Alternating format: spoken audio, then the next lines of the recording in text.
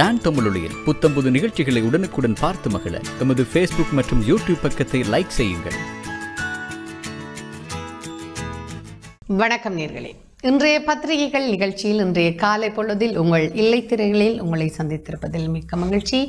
இன்று 1ஆம் தேதி பிப்ரவரி மாதம் 2022 செவ்வாய்க்கிழமை காலை பொழுது புலர்ந்திருக்கக்கூடிய இந்த நாள் உங்களுக்கும் இனிய நன்மைகரமான நாளாக அமைய எல்லோருக்கும் பொதுவான இறைவனை பிரார்த்தித்துக் கொண்டு இன்றைய சிந்தனை பகுதிகள் நுழையலாம். உண்மையிலேயே எந்த ஒரு விடயத்தை நாங்கள் எடுத்துக்கொண்டாலும் அதன் மெய்ப்பொருளை காண்பது மிக முக்கியமானது என்று சொல்லுவார்கள். பேசுகிறவர்கள், அதாவது ஆரம்ப காலத்திலிருந்து இப்போது வரை நடைமுறையில் பேசி வரக்கூடிய அல்லது சொல்லி வரக்கூடிய ஒரு பழமொழி என்னவென்றால், நல்லவற்றை பேசு, அதாவது தீயவற்றை கேளாதே, தீயவற்றை பேசாதே, எதுவாக இருந்தாலும் மெய்ப்பொருளை காண். குறிப்பாக கண், வாய், காது இவை மூன்றையும் மூடிய ஒளிப்படங்கள் கூட அங்கே சில சித்திரக்கலைகளில் கீறப்பட்டிருக்கும்.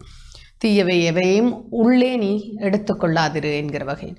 ஆனால் எந்த ஒரு விடயத்தையும் நாங்கள் தேடி அல்லது ஆராய்கிற பொழுது அதனுடைய சரியானதா பிழையானதா என்று நாங்கள் ஆராய விளைகிற பொழுது அதனுடைய மெய்ப்பொருளை உண்மையில் மிக முக்கியமாக மிக தீவிரமாக விசாரித்து ஆராய்ந்து அறிவதே சிறந்தது, சால சிறந்தது. நுனிப்புல் மேவது போன்ற செயற்பாடுகளில் ஈடுபடாது ஆழமாக அதன் பின்பக்கத்தில் இருக்கக்கூடிய அல்லது அதற்குள் அடங்கி இருக்கக்கூடிய உட்கருத்தை நாங்கள் பார்க்க விளைகிற பொழுது அல்லது அது என்ன அரசியல் தீர்வு பிரச்சனையாக இருந்தாலும் சரி, அடிக்கடி குடும்பங்களில் இடம்பெறுகிற பிரச்சனைகளாக இருந்தாலும் சரி, எந்த பிரச்சனைகளையுமே ஆராய்ந்து அதனுடைய மெய்ப்பொருளை காண்பதுதான் அறிவு என்று சொல்லப்படுகிறது.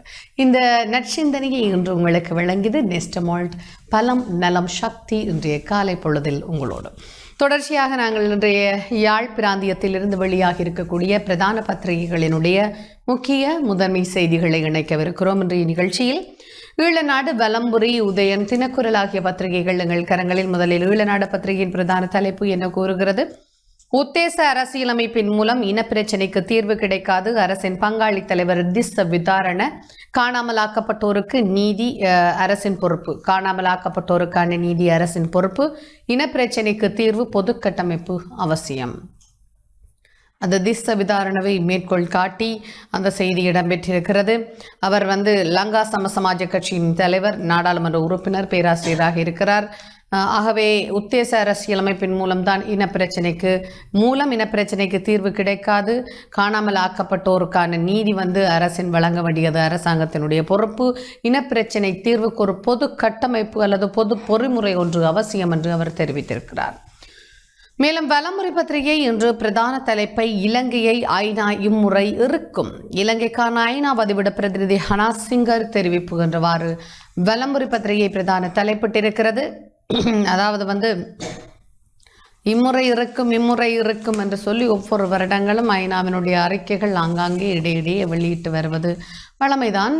இருந்தாலும் இலங்கைக்கு இணை அனுசரணை வழங்கி அல்லது தீர்மானம் ஒன்றை நிறைவேற்றி இலங்கையுமே இணை அனுசரணை வழங்கி தாங்கள் அமல்படுத்துவதாக கூறுகிற கட்டமைப்புகளை அமல்படுத்தாது விட்ட பொழுதிலும் மறுமுறை தீர்மானங்கள் எடுக்கப்பட்டாலும் இறுக்கம் பெறும் என்றால் இதுவரை சரியான தீர்வுகள் இல்லை. எம்முடைய தரப்பினர் போராட்ட களங்களில் நின்று ஐநாவை சாடி அல்லது ஐநாவை வேண்டி போராடி கொண்டிருக்கிறார்கள்.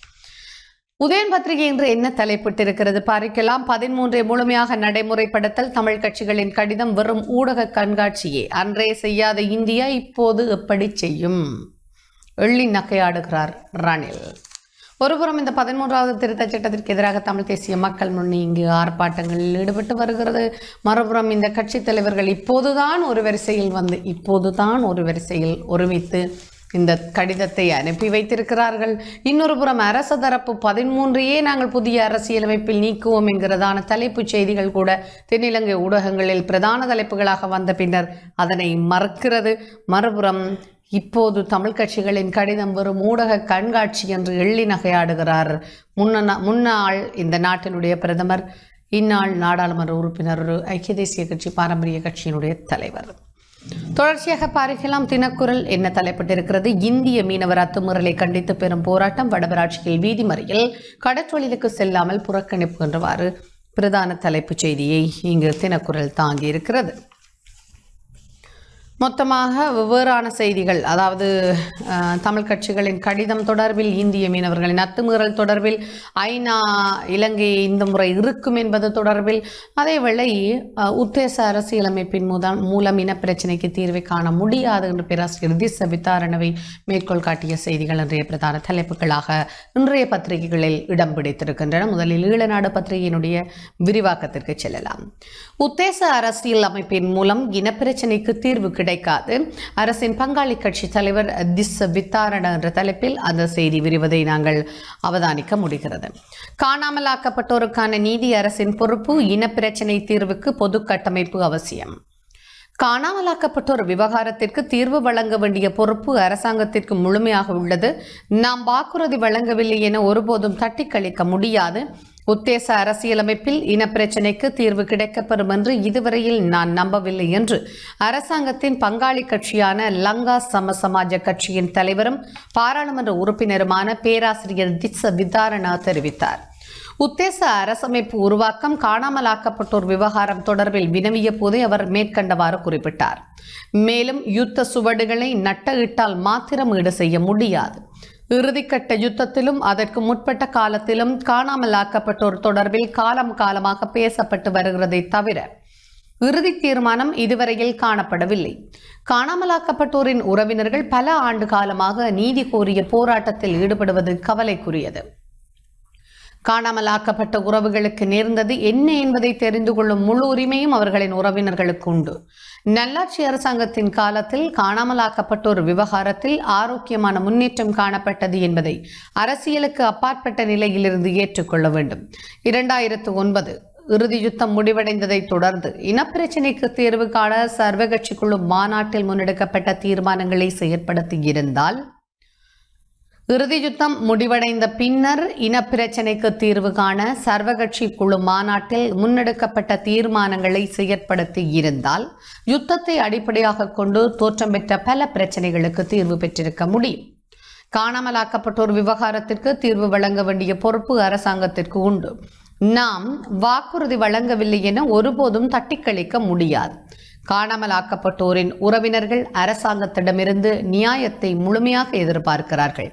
தற்போதைய நிலவரத்தை அடிப்படையாக கொண்டு நோக்குகையில் உத்தேச புதிய அரசியலமைப்பு ஊடாக இனப்பிரச்சினைக்கு தீர்வு கிடைக்கப்பெறும் என்பதை தனிப்பட்ட முறையில் நம்பிக்கை கொள்ள முடியவில்லை. ஏனெனில் இனப்பிரச்சினைக்கு தீர்வு காணும் வழிமுறை ஏனைய பிரச்சனைகளுக்கு தீர்வு காணும் கோணத்தில் பார்க்கப்படுகிறது. இனப்பிரச்சினைக்கு தீர்வு காண அனைத்து இன மக்களையும் ஒன்றிணைத்து பொது கொள்கைக்கு அமைய விரிவுபடுத்தப்பட்ட நடவடிக்கையை முன்னெடுக்க வேண்டும். அவ்வாறான சூழல் தற்போது காணப்படவில்லை என்பதே உண்மை என்று பேராசிரியர் திஸ்ஸ வித்தாரணா தெரிவித்திருக்கிறார். ஒரு பெரும்பான்மை இனத்தைச் சேர்ந்தவர், அரசின் பங்காளி கட்சியாக இருக்கக்கூடியது அவருடைய நவ சமசமாஜ கட்சி, அதாவது லங்கா சமசமாஜ கட்சி. அந்த லங்கா சமசமாஜ கட்சியினுடைய தலைவர், நாடாளுமன்ற உறுப்பினர், அரசின் பங்காளி கட்சியாக இருக்கக்கூடிய அந்த கட்சியினுடைய தலைவராக இருக்கக்கூடிய பேராசிரியர் திஸ்ஸ வித்தாரண இப்போது ஒரு வித்தியாசமான கருத்தை பதிவு செய்திருக்கிறார். உண்மையில் அரசாங்கம் தமிழர்களுடைய அல்லது இந்த நாட்டில் இடம்பெற்றிருக்கக்கூடிய இன்றும் தொடர்ந்து முன்னெடுக்கப்பட்டு கொண்டிருக்கக்கூடிய இந்த இனப்பிரச்சனைக்கு தீர்வாக ஏனைய பிரச்சனைகளுக்கு தீர்வை காண்பது போல இனப்பிரச்சனைக்கு தீர்வை காண முயற்சிப்பது பிழையான விடயம். சரியான வகையில் அனைத்து இன மக்களையும் ஒன்றிணக்கி ஒரு பொது கட்டமைப்பு ஒன்றை உருவாக்கி அதன் மூலம் இந்த இனப்பிரச்சனைக்கான தீர்வை காண்பதற்கு அரசாங்கம் முன்வர வேண்டும். அப்போதுதான் இனப்பிரச்சனை தீர்வே தவிர இந்த அரசாங்கம் வாக்குறுதி அளித்ததை சரியாக செயற்படுத்த வேண்டும். நல்லாட்சி அரசாங்கத்தினுடைய காலப்பகுதியிலே காணாமல் ஆக்கப்பட்ட உறவினர்கள் போராடுகிற போராட்டத்திற்கு ஒரு அளவேனும் நியாயம் கிடைத்தது. ஆனால் இப்போது எந்த ஒரு செயற்பாடுகளும் இது தொடர்பிலே முன்னெடுக்கப்படவில்லை.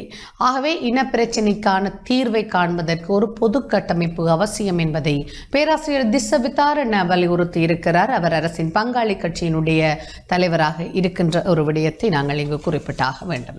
இது ஈழநாடு பத்திரிகையின் பிரதான தலைப்புச் செய்தி. வலம்புரி பத்திரிகை என்ன தலைப்பை இன்றிட்டிருக்கிறது? இலங்கையை ஐநா இம்முறை இருக்கும், இலங்கைக்கான ஐநா அவதிவிட பிரதிநிதி ஹானா சிங்கர் தெரிவிப்பு என்கிறவாறு அந்த தலைப்புச் செய்தி வலம்புரியில் விரிகிறது. விரிவாக்கத்திற்கு செல்லாம். ஐநா மனித உரிமைகள் பேரவையில் இம்முறை இலங்கைக்கு கடுமையான அழுத்தம் பிரயோகிக்கப்படுவதோடு ஐநாவின் அறிக்கையும் கடுமையாக இருக்கும் என்று இலங்கைக்கான ஐநா வதிவிட பிரதிநிதி ஹனசிங்கர் தெரிவித்தார் என்றவாறு அந்த செய்தியினுடைய விரிவாக்கத்தை நாங்கள் இங்கே அவதானிக்கக்கூடியதாக இருக்கிறது. யாழ்ப்பாணத்திற்கு அவர் வருகை தந்திருக்கிறார். அவர் இங்கே பல இடங்களுக்கு விஜயம் செய்திருக்கிறார். அப்படியான நிலைவரத்தில் தான் அவர் இவ்வாறான ஒரு கருத்தை பதிவு செய்திருக்கிறார். விரிவாக்கத்திற்கு செல்லலாம்.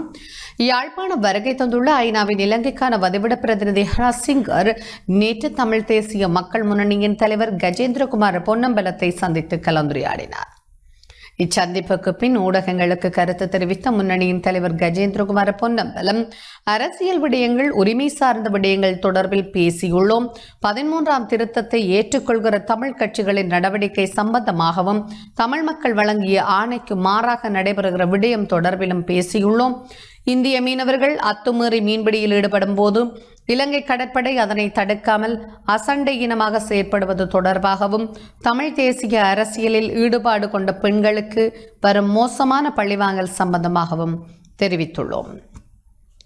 அதாவது இந்திய மீனவர்கள் அத்துமீறி மீன்பிடியில் ஈடுபடுகிற போது அது இலங்கை கடற்படை அதனை தடுக்காமல் அசண்டை இனமாக செயற்படுகிற விவகாரம் மற்றும் அரசியலிலே பெண்கள் ஈடுபடுகிற பொழுது மோசமான பழிவாங்கல் சம்பவங்கள் இடம்பெறுகின்றன, அது சம்பந்தமாகவும் பேசியிருக்கிறோம் என்றும் அவர் தெரிவித்திருக்கிறார். தென்னிலங்கை சூழல் மற்றும் அரசாங்கத்தின் செயற்பாடுகள், உரிமை மீறல் சார்ந்த விடயங்கள் தொடர்பாகவும் அவருக்கு தெரியப்படுத்தியுள்ளோம். அமைதியாக அனைத்தையும் உள்வாங்கிய அம்மையாரிடம் கடந்த அறிக்கை சம்பந்தமாகவும் கடுமையான விமர்சனங்களை முன்வைத்தோம். அரசாங்கம் புதிதாக ஆட்சிக்கு வந்ததால் அவர்களுக்கு சந்தர்ப்பம் ஒன்று வழங்க வேண்டும் என சொல்லியிருந்தார். ஆனால் இந்த முறை அறிக்கை கடுமையானதாக இருக்கும் என்றும் அவர் கூறியிருந்தார் என்றவாறு பிரதான தலைப்புச் செய்தி இலங்கையை ஐநா இம்முறை இருக்கும், இலங்கைக்கான ஐநா வதிவிட பிரதிநிதி ஹனசிங்கர் தெரிவிப்பு என்ற தலைப்பில் காணப்படுகிறது. ஆகவே இந்த பிரதான தலைப்புச் செய்தியை தொடர்ந்து இனிய விரிவாக்கத்திற்கு செல்லலாம். தினக்குரல் பத்திரிகையினுடைய பிரதான தலைப்புச் செய்தி என்ன கூறுகிறது? இந்திய மீனவர் அத்துமுறலை கண்டித்து பெரும் போராட்டம். வடமராட்சியில் வீதி மறியல், கடற்றொழிலுக்கு செல்லாமல் புறக்கணிப்பு. இந்திய மீனவர்கள் அத்துமீறி இலங்கை கடற்பரப்பினுள் புகுந்து தங்களது வலைகளை அறுத்து நாசம் செய்ததை கண்டித்து வடமராட்சி கடற்றொழிலாளர்கள் கடற்றொழிலுக்கு செல்லாது புறக்கணித்து போராட்டத்தில் ஈடுபட்டு வருகிறார்கள். பருத்தித்துறை சூப்பர்மடம் பகுதியைச் சேர்ந்த கடற்றொழிலாளர்கள் வலைகளை இந்திய மீனவர்களால் அறுத்து நாசமாக்கப்பட்டன. இதனை கண்டித்து சூப்பர்மடம் கடற்றொழிலாளர் கூட்டுறவு சங்கத்தின் ஆதரவுடன் கடற்றொழிலாளர்கள் வீதியை மறைத்து போராட்டத்தில் ஈடுபட்டிருந்தார்கள் என்று அந்த செய்தியை காணக்கூடியதாக இருக்கிறது. வீதியை மறைத்து அவர்கள் பந்தல்களை போட்டு நேற்று போராட்டத்திலே ஈடுபட்டார்கள். இதனால் இவ்வீதியூடான போக்குவரத்துகள் முற்றாக ஸ்தம்பிதம் அடைந்தன. இதேவேளை தமது போராட்டத்திற்கு ஆதரவாக அனைத்து கடற்றொழிலாளர்களும் பணிப்புறக்கணிப்பில் ஈடுபடுமாறும் அவர்கள் அழைப்பு விடுத்தனர். இந்த அழைப்பை ஏற்று வடமராட்சியின் பல பகுதிகளில் கடற்றொழிலாளர்கள் போராட்டத்தில் குதித்தனர். தமக்கு தீர்வு கிடைக்கும் வரையில் கடற்றொழிலுக்கு செல்லப் போவதில்லை என அவர்கள் தெரிவித்துள்ளனர். தமிழக மீனவர்களின் அத்துமீறல்கள் நாளுக்கு நாள் அதிகரித்தே செல்கின்றன.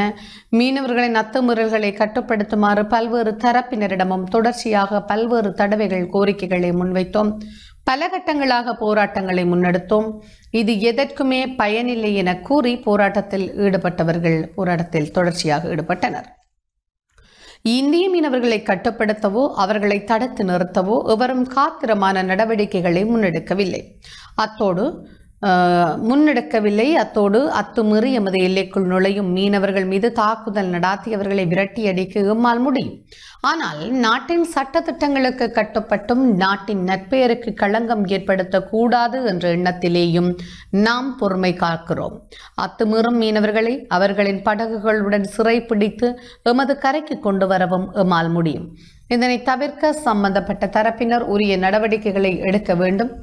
நடவடிக்கை எடுக்க முடியாவிடில் கடற்றொழில் அமைச்சர் அமைச்சு பதவியில் இருந்து விலகுவதே சிறந்தது என்றும் போராட்டத்தில் ஈடுபட்ட கடற்றொழிலாளர்கள் தெரிவித்தனர் என்று அந்த பிரதான தலைப்புச் செய்தி. இந்திய மீனவர் அத்துமீறலை கண்டித்து பெரும் போராட்டம் என்ற அந்த செய்தியினுடைய விரிவாக்கத்தை நாங்கள் இங்கே அவதானிக்கக்கூடியதாக இருக்கிறது. வடக்கு கிழக்கை பொறுத்தவரை குறிப்பாக வடக்கிலே இந்திய மீனவர்களுடைய அத்துமீறல் பாரிய அளவில் இடம்பெற்று வருவதாக குற்றச்சாட்டுகள் முன்வைக்கப்பட்டு வருகின்றன. மீனவர்கள் எதிர்ப்பு போராட்டத்தில் ஈடுபட்டு வருகிறார்கள். மறுமுனையில் இந்தியா ராமேஸ்வரத்தில் இந்திய மீனவர்கள் போராட்டத்தில் ஈடுபட்டு வருகிறார்கள். எல்லை தாண்டாமலேயே இலங்கை கடற்படை தங்கள் மீது தாக்குதல் நடாத்தியதாகவும் தங்கள் வலைகளை அறுத்து நாசம் செய்ததாகவும் படகுகளை அழிப்பதாகவும் அவ்வாறு பரவலாக இந்தியாவிலே போராட்டங்கள் முன்னெடுக்கப்பட்டு வருகின்றன. இலங்கையிலே கடற்படை கண்டும் காணாமல் இருக்கிற விடயங்களும் இங்கே பரவலாக பேசப்பட்டு வருகின்றன. இந்திய மீனவர்களினுடைய அத்துமீறிய மீன்பிடி செயற்பாடுகளை கண்டும் காணாமல் கடற்படை ஒரு சில நேரங்களில் கண்டுகொள்கிறது. அது வெளியில் செய்திகளுக்காக தங்களை ஒப்புவிப்பதற்காக கண்டுகொள்கிறது. தினசரி இப்படி நடைபெறுகிற சம்பவங்களால் தாங்கள் பாதிக்கப்பட்டு கொண்டிருக்கிறோம். இந்தியாவினுடைய இழுவை மடு படகு தொழில்களினால் இங்கு மீன் வளங்கள் அழிவடைகின்றன என்று பாரிய ஒரு குற்றச்சாட்டுக்களை எல்லாம் முன்வைத்து காலாதிகாலமாக இனப்பிரச்சனைக்கான தீர்வுக்கான போராட்டம் போல இந்த இந்திய இலங்கை மீனவர்களுடைய பிரச்சனையும் தொடர்ந்து நடைபெறுகிறது. எந்த அரசாங்கம் ஆட்சிக்கு வந்த போதிலும் பிரச்சனை தீர்ந்தபாடில்லை. எந்த அமைச்சர், குறிப்பாக பெரும்பான்மை இனத்தைச் சேர்ந்த ஒரு அமைச்சர் மீன்பிடி அமைச்சராக இருக்கிற பொழுதும் பிரச்சனைக்கு தீர்வில்லை.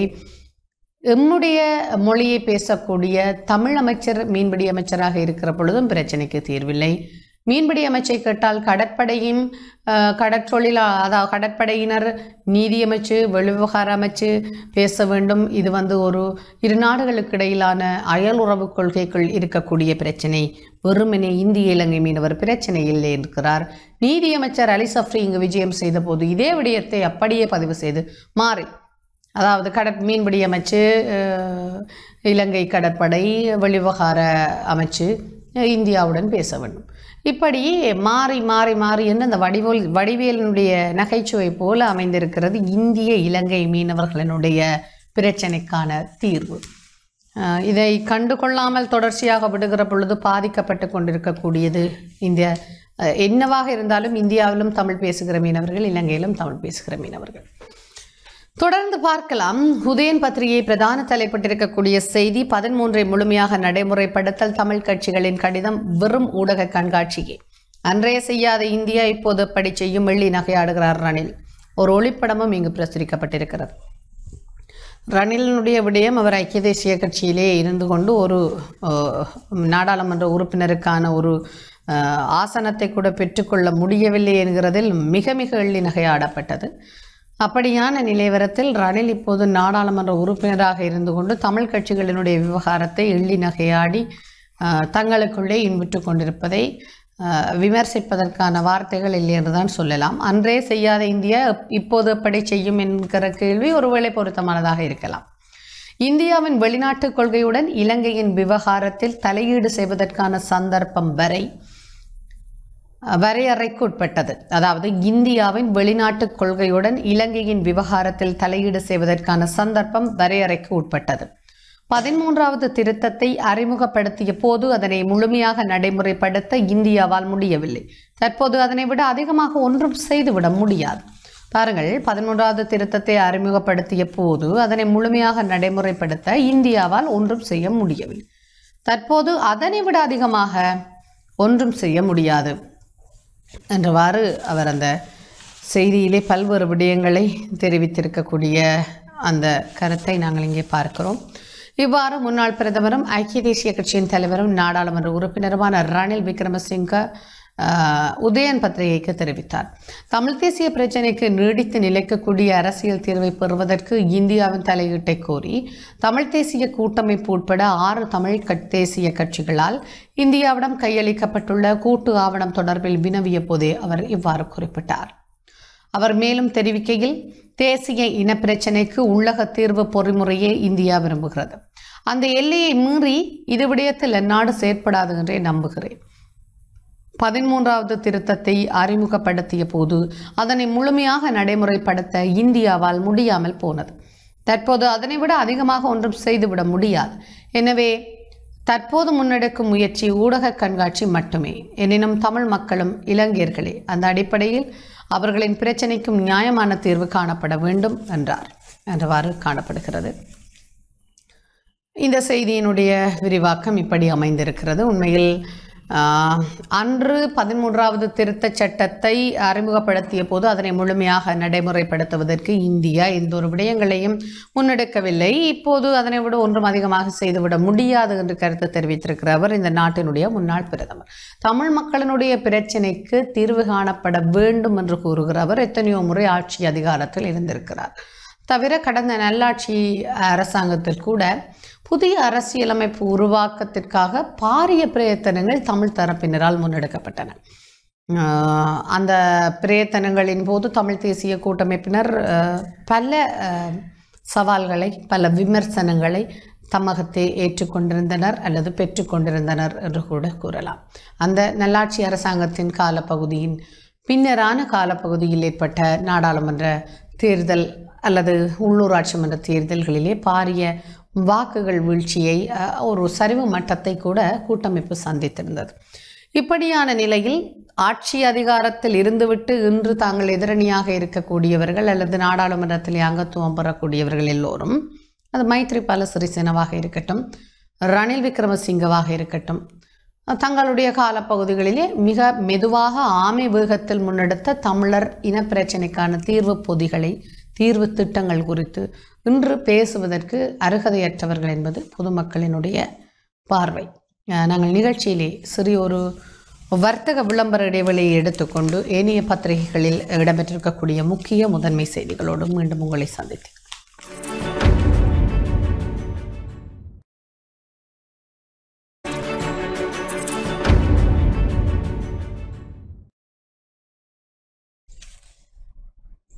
விளம்பர இடைவெளியின் பின் மீண்டும் இணைந்து கொண்டிருக்கிறோம். இன்றைய பத்திரிகைகளோடு இன்றைய பத்திரிகைகளில் இடம்பெற்றிருக்கக்கூடிய முதன்மை செய்திகளை தொடர்ந்து இணைக்க முடியும்.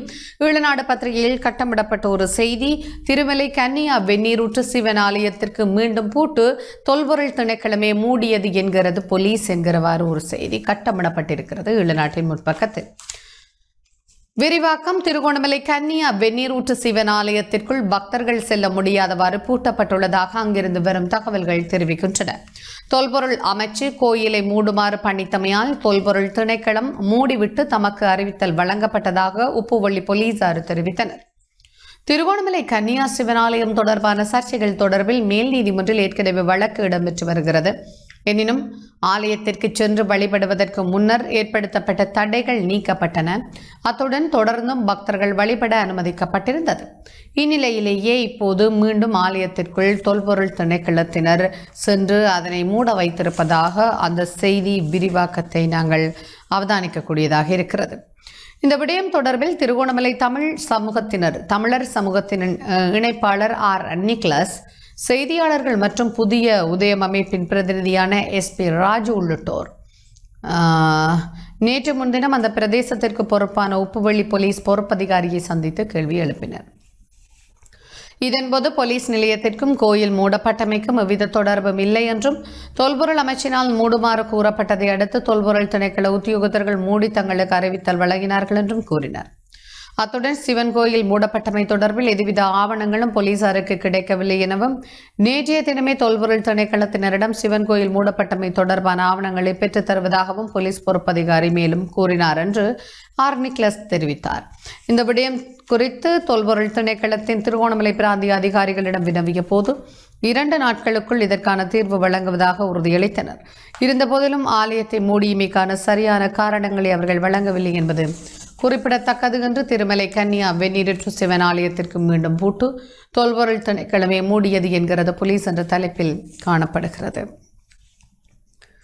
நாட்டில் இனப்பிரச்சனை ஒருபுறம், இங்கு தொல்பொருள் திணைக்களத்தினுடைய செயற்பாடுகள் ஒருபுறம், வன இலாகா திணைக்களத்தினருடைய செயற்பாடுகள் மற்றொரு புறம், மீள்குடியேற்ற அமைச்சுக்களினுடைய செயற்பாடுகள் அல்லது அதன் செயற்பாடுகள், மீள்குடியேற்றம் தொடர்பான நடவடிக்கைகள் மற்றொரு புறம் என்று நாட்டில் பிரச்சனைகள் வடக்கு கிழக்கை நோக்கியதாகவே அதிக அளவில் காணப்படுவதை அவதானிக்க முடிகிறது. அந்த செய்திகளோடு தொடர்ச்சியாக ஒரு சர்ச்சையான செய்தி, அது திருமலை கன்னியா வெந்நீரூற்று சிவன் ஆலயம் என்பது ஒரு சர்ச்சையாக இருந்து வழக்குகள் தாக்கல் செய்யப்பட்டு போராட்டங்கள் இடம்பெற்று அதன் பின்னர் மீள திறக்கப்பட்டு வழிபட அனுமதி வழங்கப்பட்டிருந்தது நீதிமன்றத்தினால். இப்போது தொல்லியல் திணைக்களம் தொல்பொருள் திணைக்களமே மூடியது என்று போலீசார் தெரிவித்திருக்கிறார்கள். நேற்று அது இழுத்து மூடப்பட்டிருக்கிறது. ஏனைய செய்திகளை நாங்கள் பார்க்க முடியும். இங்கே ஈழநாடு பத்திரிகையிலே வடக்கில் நேற்று 19 தொற்றாளர்கள் அடையாளம் என்றவாறு ஒரு செய்தி. இப்போது கொரோனா தொற்றினுடைய வேகம் சற்று அதிகரித்து வந்து கொண்டிருக்கிறது. தொற்றாளர்களினுடைய எண்ணிக்கை நாளுக்கு நாள் உயர்வடைந்து வந்து கொண்டிருக்கிறது. வடக்கில் நேற்று 19 புதிய கொரோனா தொற்றாளர்கள் அடையாளம் காணப்பட்டிருக்கிறார்கள். யாழ்ப்பாணம் போதனா மருத்துவமனையில் மேற்கொள்ளப்பட்ட PCR நடவடிக்கையின் போதே இந்த தொற்றாளர்கள் அடையாளம் காணப்பட்டிருப்பதாக அந்த செய்தியை நாங்கள் இங்கே அவதானிக்கிறோம். ஏனைய முக்கிய செய்திகள், மேலும் 21 பேர் தொற்றினால் உயிரிழப்பு, அதாவது 12 பேர், 13 பேர், 18 பேர், 19 பேர் என்று இப்போது 21 பேர் நாளுக்கு நாள் உயிரிழக்கிற சம்பவங்கள் சடதியான ஒரு அதிகரிப்பை காட்டி வருவதை அவதானிக்க முடிகிறது. ஆகவே டெங்கு நோயினுடைய தாக்கம் ஒருபுறம் வீரியமடைந்திருப்பதாக அறிவுறுத்தப்பட்டிருக்கிறது.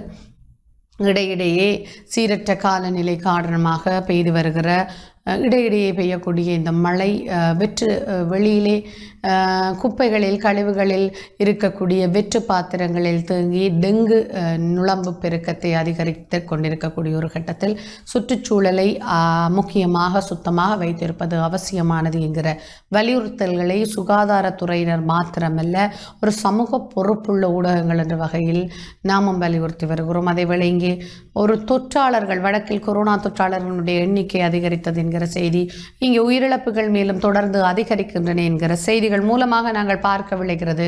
கொரோனா தொற்றும் இப்போது நாளுக்கு நாள் அதிகரித்து கொண்டிருக்கிறது. ஓரளவு வீழ்ச்சியை கண்டிருந்தது, மீள இப்போது எழுச்சியை கண்டுகொண்டு இருக்கிறது கொரோனா. ஏனைய செய்திகளின் விரிவாக்கம். ஏற்கனவே நடந்த பிரச்சனைகளுக்காக நேரத்தை வீணடிக்க தேவையில்லை, ஜெனீவா விவகாரத்தில் அரசின் நிலைப்பாடு இது என்கிறார் பீரிஸ்.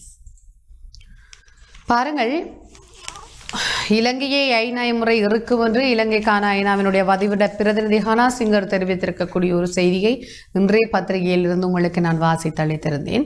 இப்போது இலங்கையினுடைய வெளிவிவகார அமைச்சராக இருக்கக்கூடியவர் பேராசிரியர் GL பீரிஸ். அவர் ஏற்கனவே நடந்த பிரச்சனைகளுக்காக நேரத்தை வீணடிக்க தேவையில்லை, ஜெனீவா விவகாரத்தில் அரசனுடைய நிலைப்பாடு இதுவாகத்தான் இருக்கிறது என்று தெரிவித்திருக்கிறார். அந்த செய்தியின் விரிவாக்கத்திற்கு செல்லலாம். இலங்கையிலே நடந்தது உள்நாட்டு பிரச்சனை, பல வருடமாக இடம்பெற்ற ஒரு உள்நாட்டு பிரச்சனை. உலக நாடுகளுடன் ஒப்பிடுகிற பொழுது இலங்கை அதிக பிரச்சனைகளை கொண்ட நாடு இல்லை. அத்துடன் ஏற்கனவே நடந்த பிரச்சனைகளுக்காக நேரத்தை வீணடிக்க தேவையில்லை, இப்படி கூறியிருக்கிறார் வெளிவிவகார அமைச்சர் GL பீரிஸ். இவ்வாறு யாழ்ப்பாணத்தில் வைத்து அவர் தெரிவித்தார். அதாவது அமைச்சர் GL பீரிஸ் இந்த விடயம் தொடர்பிலே மேலும் தெரிவித்த கருத்துக்களினுடைய விரிவாக்கம் விரிகிறது. இந்த வருடம் மார்ச்சில் ஜெனீவாவில் ஐநா மனித உரிமைகள் கூட்டத்தொடர் ஆரம்பமாக உள்ளது. அந்த கூட்டத்தொடரில் இது தற்போதைய கோட்டாபய அரசாங்கத்தின் நிலைப்பாடு ஏற்கனவே நடந்த பிரச்சனைகளுக்காக காலத்தை வீணடிக்க தேவையில்லை என்று அவர் தெரிவித்திருக்கிறார். அதாவது என்ன இந்த நிலைப்பாடு என்று ஊடகவியலாளர்கள் கேள்வி எழுப்பிய போது அவர் இந்த விடயத்தை கோடிட்டு காட்டியிருக்கிறார். இது உள்நாட்டு பிரச்சனை, பல வருடமாக இடம்பெற்ற ஒரு பிரச்சனை. உலக நாடுகளுடன் ஒப்பிடும்போது இலங்கை ஒரு அதிக பிரச்சனை உள்ள நாடு இல்லை. அத்தோடு ஏற்கனவே நடந்த பிரச்சனைக்காக நேரத்தையும் வீணடிக்க தேவையில்லை. தற்போது இந்த கொரோனா என்னும் நோய்க்கு முகம் கொடுப்பதால் பல மில்லியன் கணக்கில் பணம் செலவழித்திருக்கிறோம். அதாவது தடுப்பூசி மற்றும் ஏனைய செயற்பாடுகளை முன்னெடுத்து எமது நாட்டை கொரோனா நோயிலிருந்து காப்பாற்றுவதற்கான முயற்சியில் ஈடுபட்டிருக்கிறோம். தற்போது கொரோனா நிலைமை தொடர்பில் அதிக கவனம் செலுத்தி வருகிறோம். உள்நாட்டு பொறிமுறை மூலம் நடந்த பிரச்சனைக்கு தீர்வு காண்பது எமது நிலைப்பாடாக காணப்படுகிறது. தேசிய ஒற்றுமை, ஒருமைப்பாடு என்பவற்றை நிலைநாட்டி உள்நாட்டு பொறிமுறை ஒன்றை உருவாக்கி அதன் மூலம் தீர்வு வழங்குவதை எதிர்பார்க்கிறோம். இந்த விடயத்தில் நாட்டின் ஜனாதிபதி கோட்டாபய ராஜபக்ஷ மிகவும் உறுதியாக அதனை செயற்படுத்த பல்வேறு முயற்சிகளை முன்னெடுத்து வருகிறார். இன ஒற்றுமை மற்றும் நாட்டில் சமாதானத்தை நிலைநாட்ட சாதகமான நிலைமை தற்போது கோட்டாபய அரசுக்கு கிடைத்திருக்கிறது. இனங்களுக்கிடையில் ஒற்றுமை நல்லிணக்கத்தை ஏற்படுத்துவதற்கு ஒரு ஆரம்ப புள்ளியாக இருக்கிறது. இது போதுமானதாக விடயம் அல்ல என்று ஏற்றுக்கொள்கிறோம். அதனை தொடர்ந்து செய்வதற்கு காலம் தேவை. தற்போது பயங்கரவாத தடை சட்டத்தில் கூட மாற்றம் செய்யப்பட்டுள்ளது. எனவே 42 வருடங்களின் பின்னர் ஒரு மாற்றம் ஏற்பட்டிருக்கிறது. கடந்த 2015-19 வரை இருந்த அரசாங்கத்தில் கூட பயங்கரவாத தடை சட்டத்தை மாற்றுமாறு கூட யாரும் கூறவில்லை, மாற்றி அமைக்கப்படவும் இல்லை. தற்போதுள்ள கோட்டாபய அரசாங்கம் இந்த பயங்கரவாத தடை சட்டத்தில் கூட மாற்றங்களை செய்திருக்கிறது. எனவே அவ்வாறு ஒரு முன்னேற்றகரமான ஒரு நிலை இருக்கிற பொழுது ஐநா சபையின் ஜெனீவா கூட்டத்தில் இந்த விடயங்களை எடுத்துரைக்க உள்ளோம் என்று அவர் தெரிவித்திருக்கிறார் என்று அந்த செய்திக்குறிப்பை நாங்கள் இங்கே காண முடிகிறது. அது ஏற்கனவே நடந்த பிரச்சனைகளுக்காக நேரத்தை வீணடிக்க தேவையில்லை என்று பேராசிரியர் GL பீரிஸ் வெளிவிவகார அமைச்சர் தெரிவித்திருக்கக்கூடிய ஒரு கருத்து. அவர் யாழ்ப்பாணத்திலே வந்து கருத்து தெரிவித்திருக்கிறார். உண்மையில் இந்த பயங்கரவாத தடை சட்டத்தை 42 வருடங்களின் பின்னர் திருத்தி இருக்கிறோம். இது ஒரு பாரிய மாற்றமான ஒரு செயற்பாடு. அதனால் கடந்த காலங்களில் இடம்பெற்ற பிரச்சனைகளை நாங்கள் பேசி அது தொடர்பிலே நேரத்தை வீணடிக்க தேவையில்லை என்று குறிப்பிட்டிருக்கிறார். நேற்று முன்தினம் இவரோடு இந்த பயங்கரவாத தடை சட்டம் திருத்தி அமைக்கப்பட்டதாக கூறப்படுகிற விவகாரம் தொடர்பிலே தமிழ் தேசிய கூட்டமைப்பின் நாடாளுமன்ற உறுப்பினர் எம் ஏ சுமந்திரன் பேசிவிட்டு ஒரு கருத்தை ஊடகங்களுக்கு தெரிவித்திருந்தார். உங்களுக்கு தெரிந்திருக்கும்.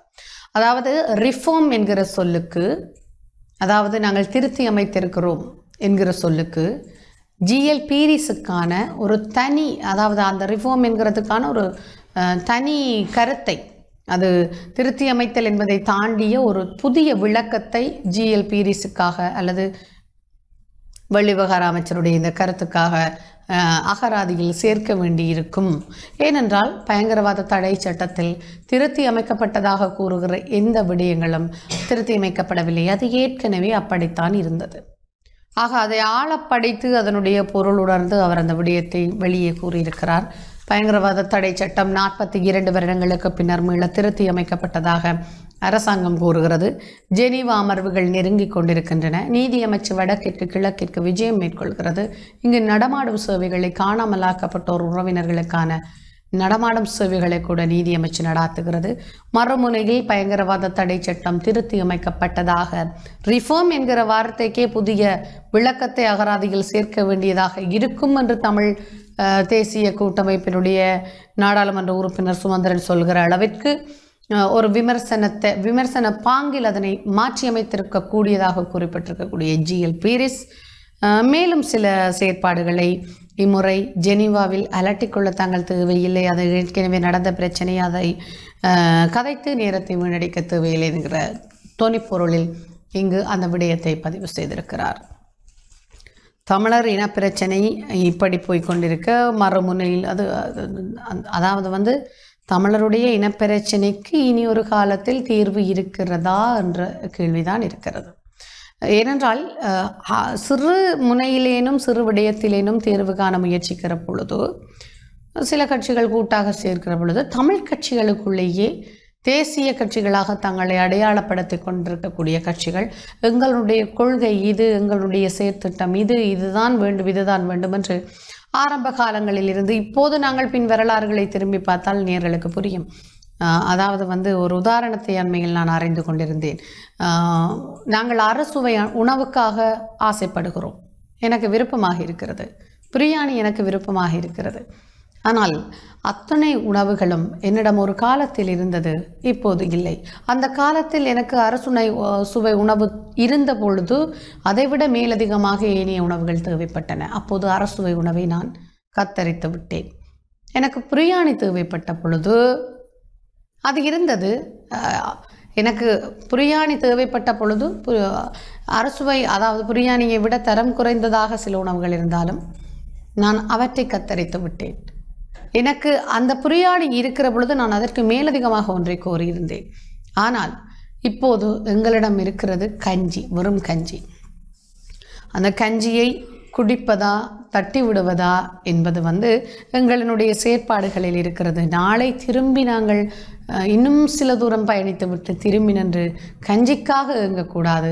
அப்போது திரும்பி பார்க்கிற பொழுது அந்த கஞ்சியும் எஞ்சி இருக்காது. இந்த விடயத்தை நாங்கள் இங்கு பதிவு செய்து கொண்டோம். எங்களுடைய இனப்பிரச்சனைக்கான தீர்வு இன்னும் எந்த ஒரு நிலைப்பாட்டில் நகரப்போகிறது என்கிற கேள்வியும் மன அழுத்தத்தோடும் கவலையோடும் இந்த நிகழ்ச்சியில் பதிவு செய்து கொண்டோம். ஏனைய செய்திகளுக்கு நுழைகிறோம். இந்திய மீனவர்களால் எமக்கு அநீதி, சுப்பிரமணியம் மீனவர்கள் போராட்டம் என்கிற செய்தியை வாசித்து அளித்திருந்த செய்தியே சுகாதார வழிகாட்டுதல்கள் பிப்ரவரி முழுவதும் நீடிப்பு மற்றும் ஒரு செய்தி. நான் நினைக்கிறேன் இந்த கொரோனா தொற்றினுடைய வேகம் அதிகரித்திருக்கிறது. இந்நிலையில் சுகாதார வழிகாட்டுதல்கள் பிப்ரவரி முழுவதும் நீடிக்கப்பட்டிருக்கக்கூடிய செய்தியை ஈழநாடு முற்பக்கத்தில் தாங்கியிருக்கிறது. கொரோனா பரவலை கட்டுப்படுத்துவதற்காக அறிமுகப்படுத்தப்பட்ட சுகாதார வழிகாட்டுதல்களை இந்த மாதம் முழுவதும் தொடர்ந்து செயற்படுத்த சுகாதாரத்துறையின் பிரதானிகள் தீர்மானித்திருக்கிறார்கள்.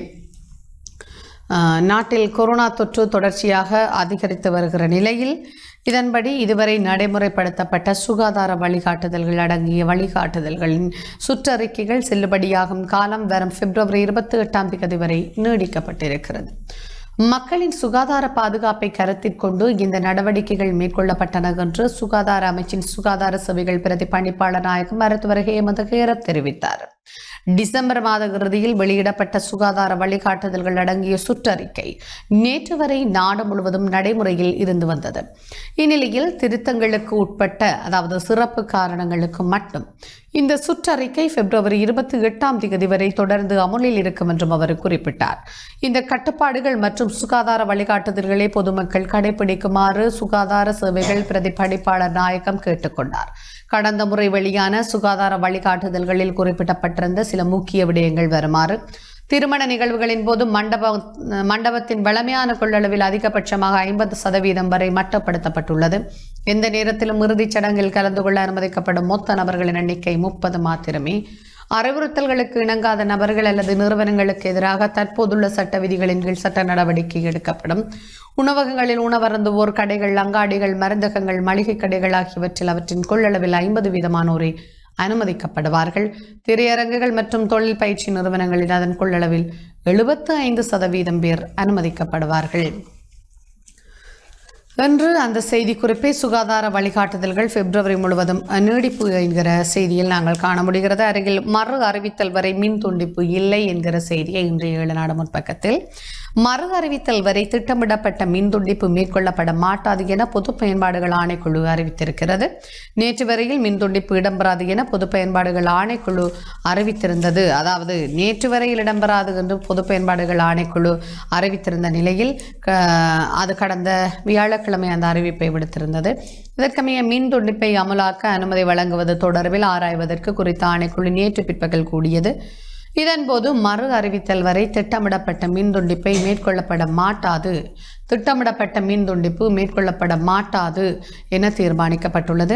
இதேவேளை மின்சார கட்டமைப்பில் கேள்வி மற்றும் விநியோகத்திற்கு இடையில் 300 மெகாவாட் இடைவெளி உள்ள நிலையில் அதனை பெற்றுக்கொள்ள மின்சார சபை எந்த திட்டத்தையும் முன்வைக்கவில்லை என்று வலுசக்தி அமைச்சர் உதய கமன்பில தெரிவித்திருக்கிறார். இதனால் மார்ச் மாதம் அளவில் மின்சார துண்டிப்பை மேற்கொள்வதற்கு நேரிடும் என்றும் அவர் குறிப்பிட்டு காட்டியிருக்கிறார் என்ற செய்திக்கு அருகில் மற்றும் ஒரு செய்தி: காணாமல் போன மீனவர்கள் இருவரும் சடலங்களாக மீட்பு, வடமராட்சி கிழக்கில் சோகம் என்ற ஒரு செய்தியை நாங்கள் இங்கே பார்க்கிறோம். வடமராட்சி கிழக்கு வத்திராயனிலிருந்து கடலுக்கு சென்று காணாமல் போன 2 மீனவர்களும் சடலங்களாக மீட்கப்பட்டனர் என்றவாறு அது யாழ் போதனா மருத்துவமனையில், அதாவது பிரேம்குமார், ஜோசப் பிரேம்குமார், அருண்குமார், தணிகை மாறன் என்ற 2 மீனவர்களுமே இவ்வாறு சடலங்களாக மீட்கப்பட்டுள்ளார்கள். கடந்த வியாழக்கிழமை பிற்பகல் தொழிலுக்கு சென்ற இவர்கள் கரை திரும்பாத நிலையில் அவர்களை தேடிய போது காணாமல் போன மீனவர்கள் பயன்படுத்திய வலைகள் அறுக்கப்பட்ட நிலையில் வெள்ளிக்கிழமை மீட்கப்பட்டன. இதையடுத்து அவர்கள் பயணித்த படகை பெரிய படகு இந்திய இழுவை படகு மோதி மூழ்கடித்திருக்கலாம் என்று உறவினர்கள் அச்சம் வெளியிட்டிருந்தார்கள்.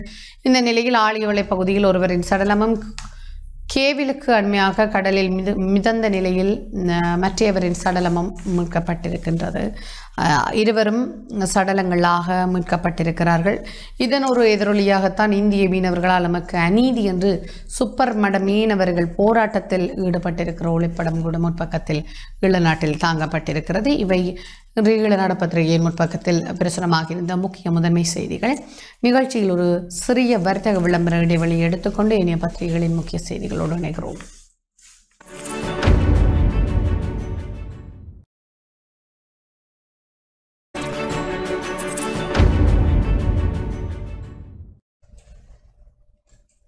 இணைந்திருக்கிறோம் இன்றைய பத்திரிகைகளோடு. தொடர்ந்து வலம்புரி பத்திரிகையினுடைய முக்கிய முதன்மை செய்திகள். ஏலவே வாசித்தளித்த செய்திகள் தீர ஏனைய செய்திகள் தொடர்பிலே பார்க்கலாம். 3 நாட்கள் காய்ச்சல், பல்கலை மாணவி பலி, யாழ்ப்பாணத்தில் சம்பவம் என்ற ஒரு செய்தி.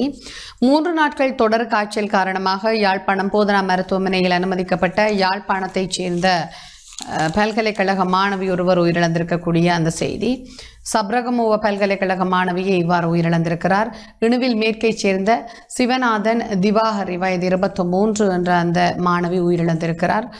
காய்ச்சல் காரணமாக நேற்று முன்தினம் ஞாயிற்றுக்கிழமை அவர் யாழ்ப்பாணம் போதனா மருத்துவமனையிலே அனுமதிக்கப்பட்டு சிகிச்சை பலனின்றி உயிரிழந்திருக்கிறார் என்று அந்த செய்தியிலே காணக்கூடியதாக இருக்கிறது. 3 நாட்கள் தொடர் காய்ச்சல் ஏற்பட்டதாக அங்கு பதிவு செய்யப்பட்டிருக்கிறது. இப்போது பெரும்பாலானவர்களுக்கு சீரற்ற காலநிலை காரணமாக காய்ச்சல் ஏற்பட்டிருக்கிறது. ஒருபுறம் டெங்கு காய்ச்சல், மறுபுறம் கொரோனா என்று காய்ச்சல் வெவ்வேறு வடிவங்களில் தாக்கிக் கொண்டிருக்கிறது. இங்கு அந்த மாணவியினுடைய உயிரிழப்பு 3 நாட்கள் தொடர்ச்சியாக நீடித்த காய்ச்சலால் பதிவாகி இருக்கிறது. ஏனைய செய்தி, கொக்குவிலில் 42 நாட்களான குழந்தை உயிரிழப்பு என்ற ஒரு செய்தியும் இன்றைய வலம்புரியின் முற்பக்கத்தில் காண முடிகிறது. பார்க்கலாம். 42 நாட்களேயான குழந்தை ஒன்று கொக்குவில் மேற்கு பகுதியில் உயிரிழந்திருக்கிறது. காலை 4:30 மணியளவில் தாய்ப்பால் கொடுத்துவிட்டு குழந்தையை நித்திரையாக்கியுள்ளனர். எனினும் காலை 7:30 மணியளவில் பார்த்தபோது குழந்தை மரணமடைந்துள்ளது காணப்பட்டுள்ளது என்றவாறு அந்த செய்தியை நாங்கள் இங்கே காண்கிறோம். ஏனைய செய்திகள் இங்கே பார்த்தால், வடமராட்சியில் இலங்கை இந்திய மீனவர்களிடையே மோதல், ஒருவர் காயம், இந்திய மீனவர்களால் பெட்ரோல் குண்டு வீச்சு என்றவாறு ஒரு செய்தி கட்டமிடப்பட்டு காணப்படுகிறது இன்றைய வலம்புரியின் முற்பக்கத்தில். வடமராட்சி சக்கோட்டை கடற்பரப்பிற்குள் சட்டவிரோதமாக நுழைந்த 3 இந்திய படகுகள் யாழ் கடற்கரை பகுதியில் வைத்து நேற்றிரவு கைப்பற்றப்பட்டுள்ளன. இதன்போது இந்திய மீனவர்களுக்கும் இலங்கை மீனவர்களுக்கும் இடையில் ஏற்பட்ட மோதலின் போது இந்திய மீனவர்களால் பெட்ரோல் கொண்டு வீசி தாக்குதல் நடாத்தப்பட்டிருக்கிறது என்றவாறு அங்கு காணப்படுகிறது அந்த செய்தி. பெட்ரோல் குண்டு வீச்சு தாக்குதல் மேற்கொள்ளப்பட்டுள்ளதாகவும் தெரிவிக்கப்படுகிறது. இலங்கையில் கடற்படையினரால் மாதகல் கடற்பரப்பில் எல்லை தாண்டிய மீன்பிடியில் ஈடுபட்ட 2 இந்திய இழுவை படகுகளும் வடமராட்சி கடலில் மீனவர்களால் சுற்றி வளைக்கப்பட்ட ஒரு படகுமாக 3 இந்திய இழுவை படகுகளை கடற்படையினர் கைப்பற்றியதாக தெரிவிக்கப்படுகிறது. இதன் காரணமாக சுப்பரமடம் பகுதியில் மக்கள் ஒன்று கூடியமையினால் குறித்த பகுதியில் நேற்றிரவு அமைதியின்மை நிலவியதாக அந்த செய்தி குறிப்பிட்டு காட்டுகிறது. ஒருபுறம் கடலுக்கு சென்ற மீனவர்கள் உயிரிழந்து கரையொதுங்கி இருக்கிறார்கள், சடலங்களாக மீட்கப்பட்டிருக்கிறார்கள், அவர்களுடைய வலைகள் அறுக்கப்பட்டிருக்கின்றன இந்திய மீன்பிடி படகுகளால் என்ற செய்தி பதிவாகி இருந்தது. இப்போது தொடர்ந்து இந்திய மீனவர்களுக்கு எதிர்ப்பு தெரிவித்து சட்டவிரோத மீன்பிடியை கட்டுப்படுத்த வலியுறுத்தி வடமராட்சியில் போராட்டம் முன்னெடுக்கப்பட்டது ஒருபுறம். இப்போது இங்கே வடமராட்சியில் சுப்பரமடம் பகுதியிலே இலங்கை இந்திய மீனவர்களுக்கிடையிலே மோதல் இடம்பெற்றிருக்கிறது. பெட்ரோல் குண்டு வீச்சு தாக்குதல்கள் இந்திய மீனவர்களால் இலங்கை மீனவர்களை நோக்கி வீசப்பட்டதாக செய்தி பதிவாகிறது. அது தொடர்பான ஒளிப்படம் ஒன்று இங்கு காணப்படுகிறது. மீனவர்களால் சுற்றி வளைக்கப்பட்ட படகுகளையே கடற்படையினர் கைது செய்ததாக கூட அந்த செய்தியில் கோடிட்டு காட்டப்பட்டிருக்கிறது. ஏனைய இதுவரை வாசித்தளிக்காத செய்திகளாக, மீள்குடியேற்றம் தொடர்பில் யாழ் மாவட்ட அரசு அதிபரிடம் ஐநா பிரதிநிதி கேட்டறிந்தார் என்று புதிய செய்தி ஒன்று இருக்கிறது. அந்த செய்தியின் விரிவாக்கத்திற்கு செல்ல முடியும்.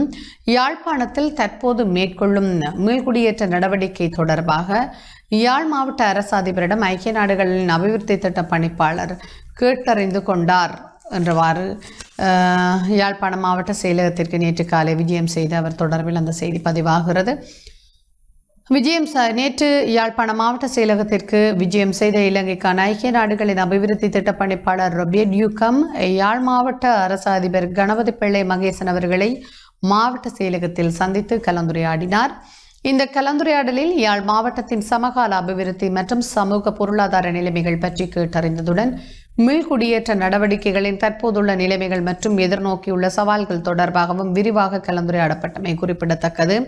இந்த கலந்துரையாடலில் மேலதிக அரசாங்க அதிபர் மற்றும் UNDP நிறுவனத்தின் பிரதிநிதிகள் ஆகியோரும் பங்கேற்றிருந்தார்கள் என்று அந்த செய்தியை இங்கே காணக்கூடியதாக இருக்கிறது.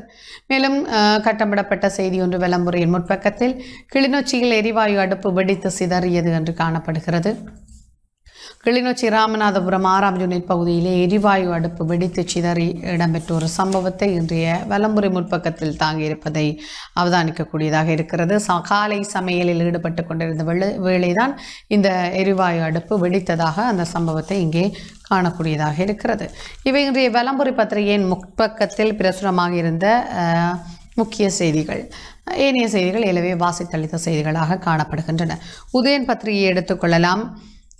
இங்கே 13 முழுமையாக நடைமுறைப்படுத்தல், தமிழ் கட்சிகளின் கடிதம் வரும் ஊடக கண்காட்சி என்று ரணில் சொல்கிற விடயம், இந்திய மீனவருக்கு எதிரான போராட்டம் விஸ்வரூபம் எடுத்த செய்தி மற்றும் இங்கே அனுர மீதான முட்டை வீச்சுக்கு 5000 ரூபாய் ஆளும் கட்சி அமைச்சருக்கு தொடர்பு என்ற ஒரு செய்தி கேள்விக்குறியோடு பார்க்கலாம். நேற்றைய தினம் அனுரகுமார திசாநாயக்க மீது முட்டை வீச்சு தாக்குதல் மேற்கொண்ட செய்திகள் வெளியாக இருந்தன. இப்போது முட்டை வீச்சு தாக்குதல் தொடர்பிலே ஆளும் கட்சி அமைச்சருக்கு தொடர்புள்ளதாக கேள்வி எழுப்பப்பட்டிருக்கிறது. அதேவேளை அந்த முட்டை வீச்சில் ஈடுபட்டவருக்கு 5000 ரூபாய் அபராதமும் விதிக்கப்பட்டிருக்கிறது. இந்த செய்திக்கு அருகில் கட்டமிடப்பட்ட ஒரு செய்தி, மனித உரிமைகள் முன்னேற்றம் அரசின் செயல்களில் இல்லை, இம்முறை காட்டமான அறிக்கை வெளிவரும் என்கிற ஐநா பிரதிநிதி 7 வாசித்து அளித்திருக்கிறோம். ஏனைய செய்திகள் பார்க்கலாம். இம்மாதம் முழுவதும் மின்வெட்டில் என்கிற ஒரு செய்தியை பார்த்திருக்கிறோம். இந்திய மீனவர்களுடன் கடலில் நேரடி முறுகல், மீனவர்கள் 2 சடலங்களாக மீட்பு, இந்திய மீனவர் அத்துமுறல், கடற்படையினர் உடந்தை, ஐநாவுக்கு தமிழ் தேசிய மக்கள் முன்னணி ஐநாவினுடைய வதிவிட பிரதிநிதிக்கு சுட்டிக்காட்டிய விவகாரங்களும் இங்கு பதிவாகி இருக்கின்றன. ஏனைய வாசித்தளிக்காத செய்திகளை பார்க்கலாம். கடத்தல் விவகாரம், கெரணகொடவிற்கு மனு விசாரணைக்கு ஏற்பு என்ற ஒரு செய்தி இன்றைய உதயம் முற்பக்கத்தில் தாங்கி இருக்கிறது. கடத்தல் விவகாரம், கெரணகொடவனுடைய அந்த விவகாரம் தொடர்பிலே, அதாவது கொழும்பை அண்டிய பகுதிகளிலே 2008ஆம் ஆண்டு 5 மாணவர்கள் உட்பட 11 இளைஞர்கள் கடத்தப்பட்டு காணாமல் ஆக்கப்பட்டமை தொடர்பிலே சட்டமா அதிபரால் தாக்கல் செய்யப்பட்டிருந்த வழக்கின் பிரதிவாதியாக தம்மை பெயரிட்டமைக்கு எதிராக வடமேல் மாகாண ஆளுநரும் முன்னாள் கடற்படை தளபதியுமான அட்மிரல் வசந்த கரணகுட தாக்கல் செய்த மனுவை ஏப்ரல் மாதம் 6ஆம் தேதி விசாரணைக்கு அழைக்க மேன்முறையீட்டு நீதிமன்றம் தீர்மானித்திருக்கிற செய்தி. கடத்தல் விவகாரத்திற்கு கரணகுடவின் மனு விசாரணை கேட்கப்பட்டிருக்கிறது என்கிற செய்திக்கு அருகில் செய்தி காணப்படுகிறது. அதற்கருகில் கொலை மிரட்டல் விடுத்து ஊடகவியலாளர் மீது சாவகச்சேரியில் தாக்குதல் இடம்பெற்றிருக்கிறது. மோட்டார் சைக்கிளில் சென்று கொண்டிருந்த ஊடகவியலாளர் மீது ஹயஸ் வாகனத்தில் வந்தோர் தாக்குதல் நடாத்தியிருக்கிறார்கள். கொலை மிரட்டலும் விடுத்து தப்பித்து சென்றிருக்கிறார்கள். இந்த சம்பவம் சாவச்சேரி கச்சாய் பகுதியில் மின்சார சபைக்கு அண்மையில் நேற்று மதியம் இடம்பெற்றிருக்கிறது. யாழ்ப்பாண பிராந்திய பத்திரிகைகளின் செய்தியாளரான தவராசா சுபேசன் வயது 27 என்பவரை இவ்வாறு தாக்குதலுக்கு இலக்காகி சாவச்சேரி ஆதார மருத்துவமனையில் அனுமதிக்கப்பட்டிருக்கிறார். சாவச்சேரி நகர சபை அமர்வுகள் தொடர்பான செய்திகளை சேகரித்துக் கொண்டு கச்சாய் வீதி ஊடாக வீடு திரும்பிக் கொண்டிருந்த ஊடகவியலாளரை மோதி காயப்படுத்தும் வகையில் ஹயஸ் வாகனம் ஒன்று ஊடகவியலாளர் பயணித்த மோட்டார் சைக்கிளின் முன்பாக நிறுத்தப்பட்டுள்ளது. பின்னர் வாகனத்தில் இருந்தவர்களில் ஒருவர் பொல்லுகள் மற்றும் கல் ஆகியவற்றால் ஊடகவியலாளரை தாக்கி கொலை மிரட்டல் விடுத்துவிட்டு வேனில் ஏறி தப்பிச் சென்றிருக்கிறார். இந்த சம்பவம் தொடர்பில் சாவகச்சேரி போலீஸ் நிலையத்தில் முறைப்பாடு பதிவு செய்யப்பட்டிருக்கிற அதே வேளை கட்டமிடப்பட்ட ஒரு செய்தி உதயனில் ஊடகவியலாளர்கள் சம்பந்தமான ஒரு செய்தியாக காணப்படுகிறது. கவனத்தை ஈர்த்த கருப்பு ஜனவரி. ஊடகவியலாளர்கள் மற்றும் ஊடகங்கள் மீதான அடக்குமுறைகளுக்கு நீதி கோரி யாழ்ப்பாணத்தில் நேற்று கருப்பு ஜனவரி கவனஈர்ப்பு போராட்டம் முன்னெடுக்கப்பட்டது. ஊடகவியலாளர்கள் மீதான படுகொலைகள், காணாமலாக்கப்பட்ட சம்பவங்கள், தாக்குதல்கள் மற்றும் ஊடக நிறுவனங்கள் மீதான தாக்குதல் சம்பவங்கள் தொடர்பில் நீதியான விசாரணைகள் முன்னெடுக்கப்பட வேண்டும் என்று போராட்டத்தில் வலியுறுத்தப்பட்டது என்று அந்த செய்தி அது கவனத்தை ஈர்த்த கருப்பு ஜனவரி என்ற செய்தியாக காணப்படுகிறது. ஏனைய முக்கிய செய்திகள் இவையோடு அத்தனை செய்திகளும் நாங்கள் வாசித்தளித்திருக்கிறோம் உதயன் பத்திரிகையில். இவ்வாறாக இன்றைய பத்திரிகைகளிலே முக்கிய முதன்மை செய்திகள் இடம்பெற்றிருந்ததை அவதானிக்க முடிகிறது. மொத்தத்தில் அனைத்து செய்திகளும் உங்களுக்காக தொகுத்து வழங்கப்பட்டிருக்கிறது இன்றைய பத்திரிகைகளில். இத்துடன் இன்றைய பத்திரிகைகள் நிகழ்ச்சி நிறைவடைகிறது. மீண்டும் நாளைய தினம் இன்றைய பத்திரிகைகளோடு உங்களை உங்கள் இல்லத்திரைகளில் சந்திக்கும் வரை அன்புடன் விடைபெற்றுக் கொள்வது உங்கள் மாலினி அஜந்தன். நன்றி நேயர்களே.